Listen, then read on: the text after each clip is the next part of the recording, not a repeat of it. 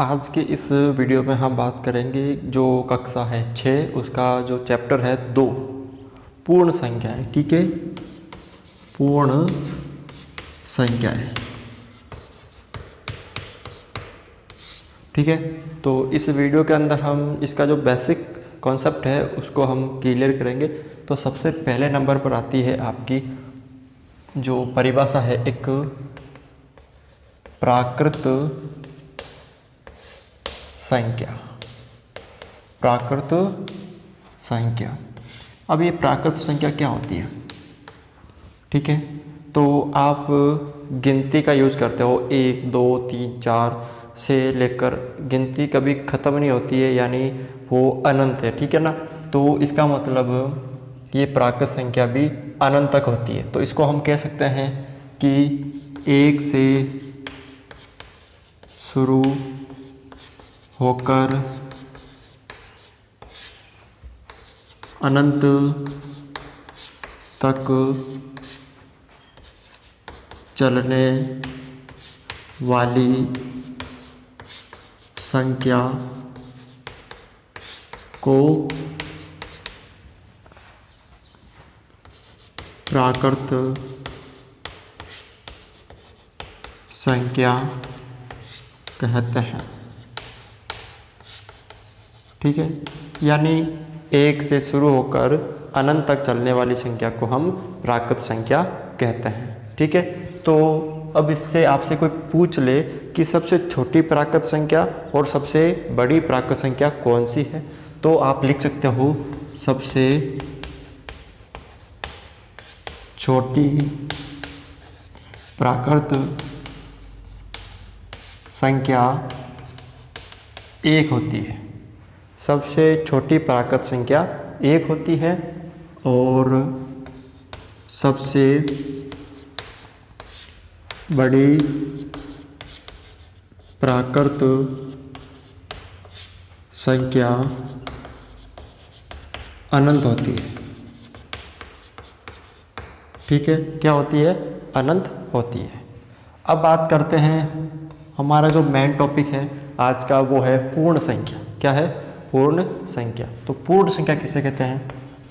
तो पूर्ण संख्या। अब ये जो प्राकृत संख्या है कहाँ से शुरू होगी? 1 2 3 और कहाँ तक चलेगी? अनंत तक। ठीक है, अगर अब इसमें किसकी कमी आ रही है आपको? 0 की कमी आ रही है। 0 इसके अंदर नहीं है, तो इसका मतलब हम कह सकते हैं कि 0 से शुरू होकर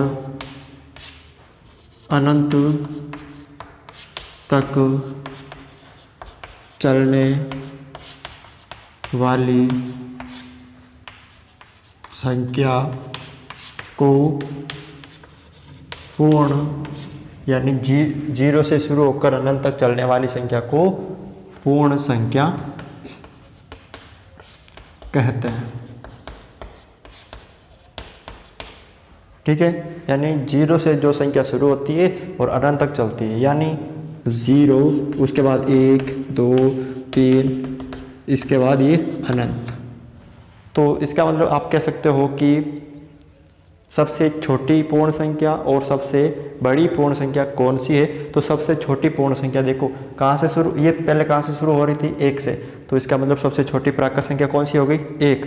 और ख़त्म कहाँ पे हो रही थी? अनंत, तो सबसे बड़ी कौन सी हो गई? अनंत। ठीक इसी तरह सबसे छोटी पूर्ण संख्या कौन सी है? 0, यानी शुरू कहाँ से हो रही है? 0 से, तो इसका मतलब सबसे छोटी पूर्ण संख्या कौन सी है? 0। तो सबसे छोटी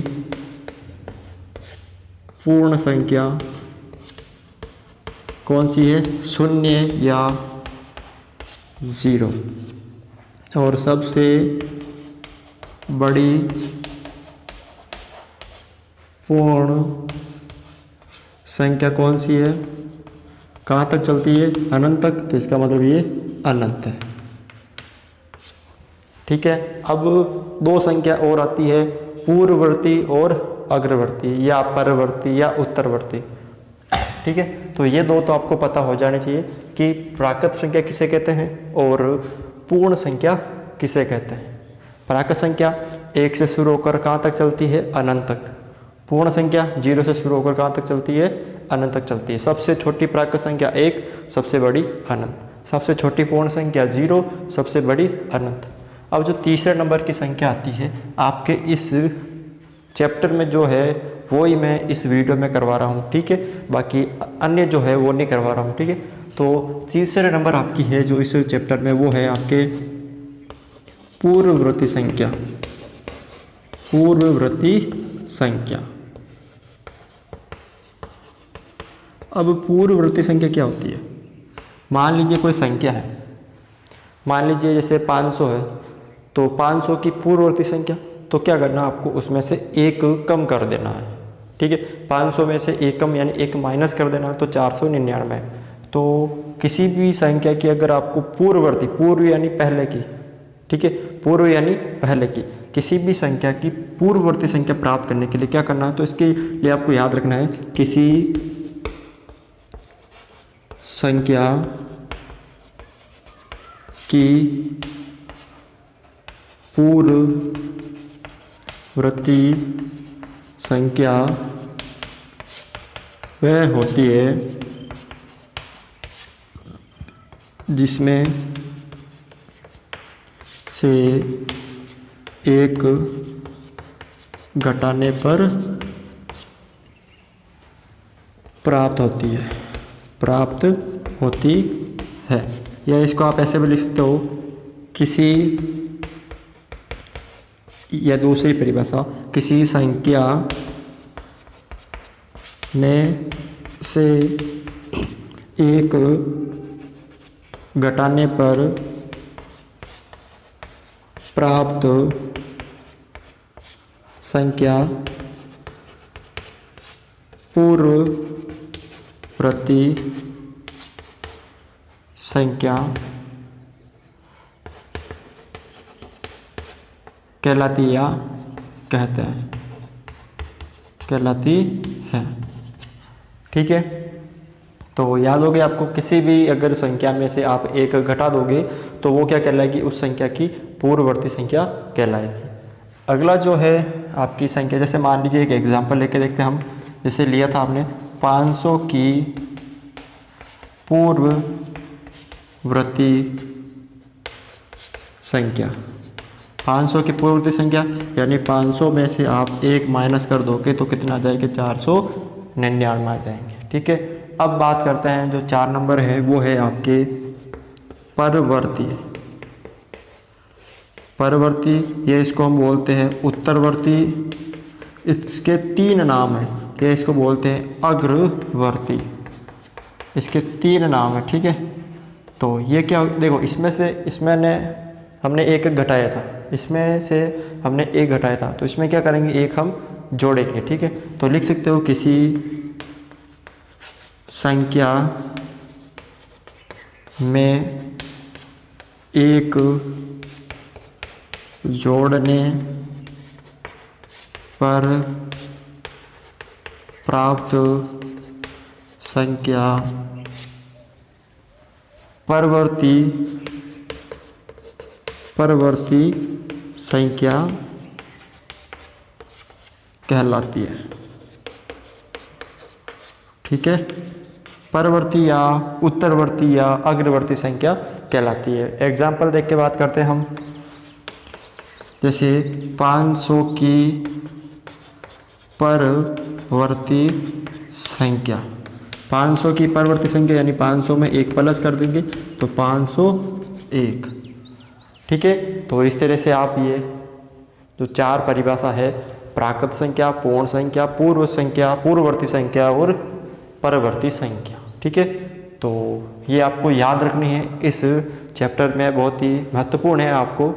तो इन्हें आप एक बार अपनी जो नोटबुक है उसमें उतार ले। अब आगे देखिए, एक लास्ट है इसका अभी, संख्या रेखा, ठीक है, नंबर लाइन, ठीक है ना, संख्या रेखा, संख्या रेखा। अब संख्या रेखा पर हम इस वीडियो में जो आपके चैप्टर में है, संख्या रेखा पर योग, संख्या रेखा पर घटाव और संख्या रेखा पर गुणा, वो इस वीडियो में हम बात करेंगे।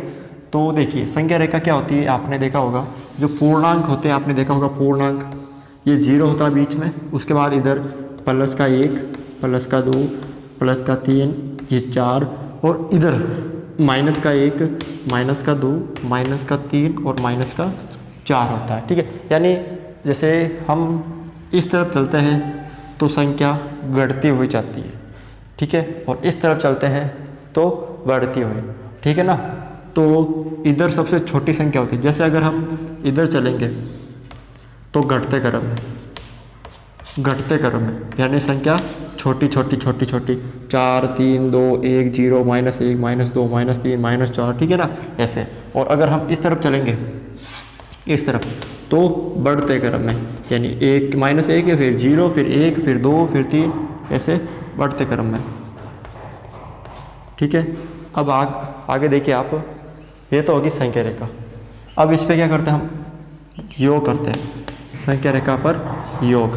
जैसे मान लीजिए 2 आपके है संख्या, 4 + 3, ठीक है। आपको याद रखना है इधर तो प्लस की संख्या, जैसे इधर जाते हैं तो इस तरफ जाते हैं तो प्लस की तरफ, और इस तरफ जाएंगे वापस तो किस तरफ जाएंगे हम, माइनस की तरफ जाएंगे। तो 4 + 3, तो देखो ये 4 + 3 है, तो आपको आगे ये जो संख्या है वहाँ पर तीर का निशान बनाना है, ये 3 4, ठीक है। 4 पे आपको तीर का निशान बनाना है, फिर ये किसका है, प्लस का 3 है, यानी आपको प्लस की ओर 3 कदम चलना है। ये 5 है, ये 6 है, ये 7 है, ये 8 है। आपको क्या करना है, 4 पे तो आपने खड़े हो गए यहाँ पे, और प्लस की तरफ 3 कदम चलना है, ठीक है ना।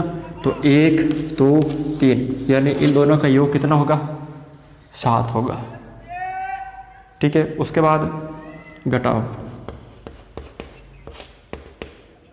5 - 2, 5 - 2, यानी अब 5 पे आपको खड़ा होना है, यहाँ पे 5 है तो 5 कहाँ पे, हीरा, ठीक है। और माइनस की तरफ चलना है, माइनस की तरफ कितना कदम चलना है आपको, 2 कदम चलना है, तो 1 और 2, यानी ये होगा इसका आंसर, सही आता है इसका 3। अब इसमें गुणा देखिए,